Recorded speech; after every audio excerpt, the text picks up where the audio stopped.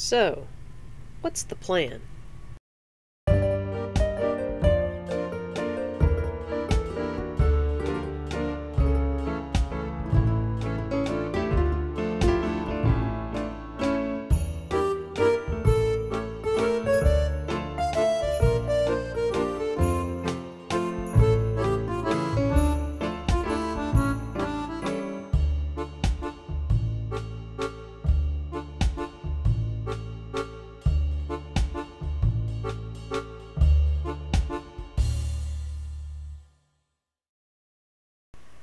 Okay, this is the 8th day that I'm working on this plan.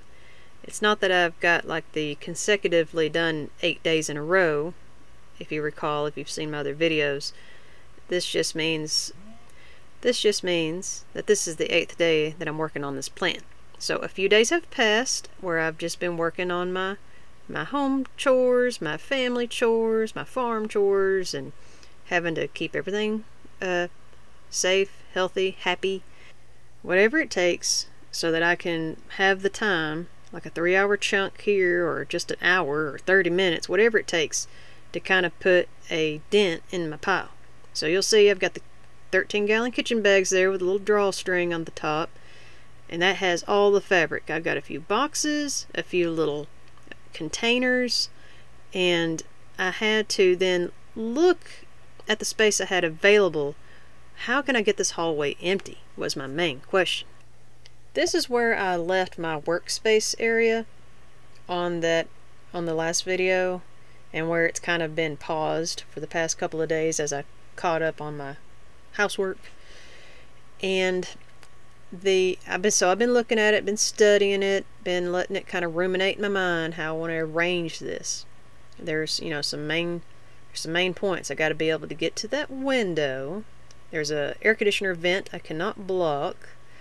I have stuffed a lot of material underneath the workbench, and there's all these containers here. There's also a cardboard box with some items that I fully don't know what's in there. I need to look through that. And another rule is that I need to be able to get to the sewing machine and use the sewing machine. I have to have a little walking space. I cannot block the dresser drawers. I don't like blocking the dresser mirror, but it is what it is. And maybe as I'm paring the stash down, as I'm executing some projects and using up the material, that might become a priority where I'm clearing out the dresser. Like I want the dresser totally cleaned off, back like it was, because it looked so good. And what I'm going to probably do first is find out what's in the cardboard box, because if I can get rid of that cardboard box, I think it would do my self-esteem a lot of good, because I don't like old cardboard boxes. I've had enough cardboard.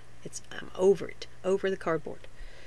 One of those containers above the cardboard is the fabric that has been sorted already in my previous video. So I found another box almost exactly like it, full of material, and just on first glance when I open the lid and look through the little glossy edges, there's matching polyester squares in that second box as well. So we will find out what's in there. But the main idea today, the main plan, is to get the hallway totally cleaned out and get the stash in a stable state where everything's stored and I have the functionality of this side of the room as best as I can get it. The first thing that I'm doing is I'm getting the cardboard box out. I'm going to find out what's in there, and this is what it looks like without the box and the totes full of material, and you can see better what I've been doing with stashing everything up underneath the bench. And I would like it to look like this quickly, like soon, in near future, because I like having that stool right there for the sewing area to come in and out. Right now it's a little cramped, but I have successfully been sewing on the sewing machine in the cramped format. There's just no leg space, but I'm going to work on that. Maybe I can show that later. going in the place that the cardboard box and the containers were are going to be the bags. These are the last kitchen bags that I've got full of material, and I believe that if I stack them properly, I can get them to fit here. And as an added bit of engineering, I'm going to secure the bags together into like one bundle. So I've got 8 kitchen bags. Yeah, I got 8 kitchen bags left in the hallway, and those are going to go in first. So let me show you what that's going to look like.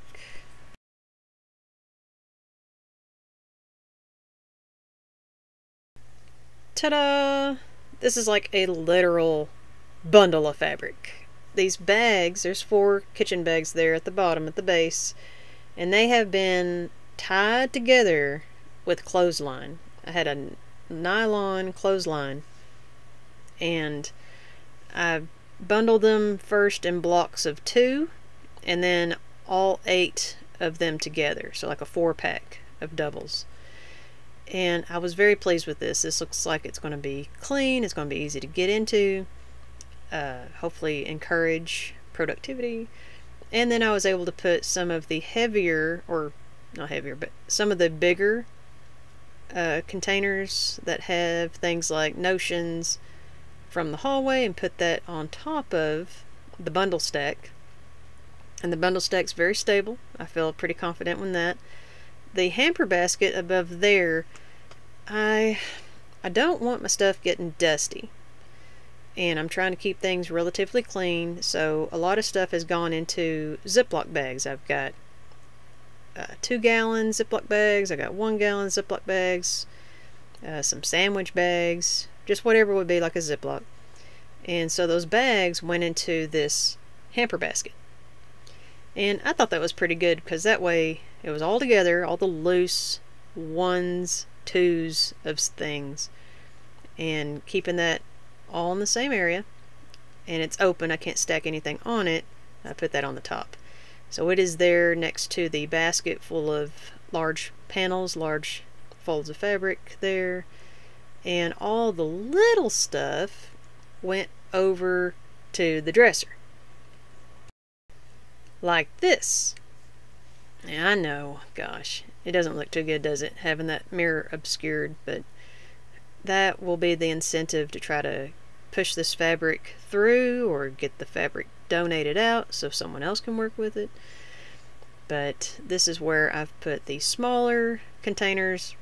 I've got one of those bags that has like a zipper lid, the type that like you would buy a comforter or a bed sheet, and it would come in this large cube like bag. And you know, I'm pretty sure they sell cube storage bags. I'm going to look into that, because I think that would look so much better. Instead of having these kitchen garbage bags, I can get those Space Saver cube bags, and just not like suction out all the air. I can just leave it like a nice solid cube. There's a plan for the future. Now, I just got to save up some money, because I imagine that is not going to be cheap. So there you go. The stage has been totally set. The inventory has been totally encapsulated, and I have got some figures. I don't know if it would blow your mind or not, because I don't know what other people's fabric stash sizes are, like what's normal, what's a hoarder, what's minimal. I don't know. But let me first show you that I have achieved my goal here at the end of the 8th day of the plan. I have gotten the hallway totally cleared. Oh, just bask in the glory for a moment. And it's obvious I probably need to sweep and mop, and now I could do that because I don't have so much stuff obscuring the way. But so let me tell you, I have gone through every bag. I've numerated every bag, and I have the number for what it was before I got this big blessing of fabric, and how much more the fabric has added. Are you ready, folks? Can you guess how much it was? All right.